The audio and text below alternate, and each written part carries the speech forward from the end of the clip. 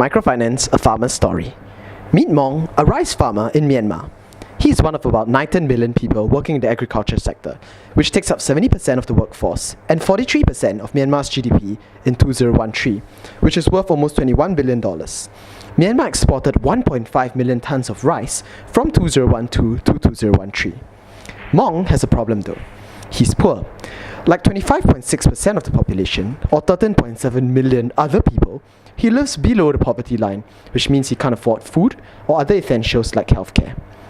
In many countries, the solution would be to take out a loan. Unfortunately, that's not possible for Mong. The formal loan sector is underdeveloped, and it's hard for a poor farmer to get loans. Most people borrow from friends, family, or money lenders. But if Mong borrows from an informal moneylender, he might have to pay interest rates of up to 20% each month. What's Mong to do? Can anyone help him? Look up in the sky! It's bird? It's a plane. No, it's microfinance man! What exactly is microfinance? Microfinance is providing small loans to individuals or households for daily needs at low interest rates to ensure they'll be able to repay these loans. It allows poor households to engage in financial activities, start businesses, survive in times of emergency, or invest in education. Microfinance is not new in Myanmar. The United Nations Development Programme, together with the Human Development Initiative, has been working on a microfinance project since 1997.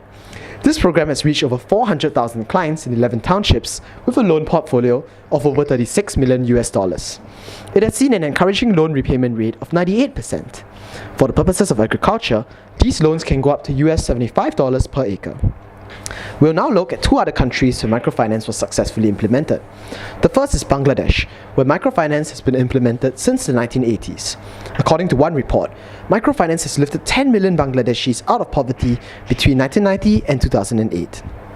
One challenge faced by Bangladesh was devising appropriate microinsurance and social protection schemes to keep microfinance sustainable. Given the limited savings in Myanmar, it's necessary to attract FDI and regulate microfinance schemes.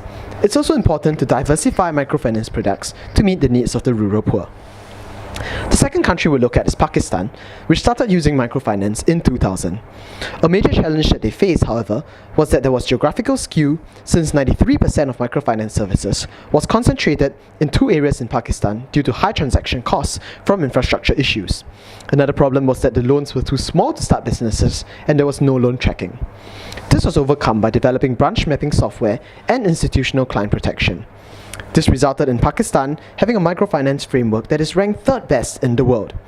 From this, Myanmar can learn that it's important to strengthen the Securities and Exchange Commission regulations, thus allowing for the promotion of microfinance in areas where it would otherwise be geographically unviable. In conclusion, we have some policy recommendations for Myanmar. Myanmar must develop the supporting infrastructure to spread out microfinance services throughout the country. It must strengthen regulatory authorities and properly record the loans distributed. It should also promote debt management knowledge rather than simply giving out loans. While the major role of microfinance is in alleviating poverty, microfinance can also empower women. It's most important to diversify and calibrate the products to meet the needs of the poor and policy goals. But where will the money for this come from? Well, the government can finance it by encouraging NGOs to enter the market by removing barriers to entry.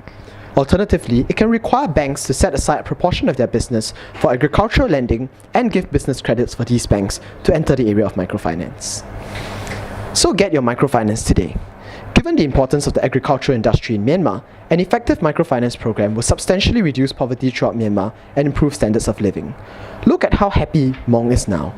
Microfinance, rebuilding Myanmar one step at a time. This has been a presentation by Group 7.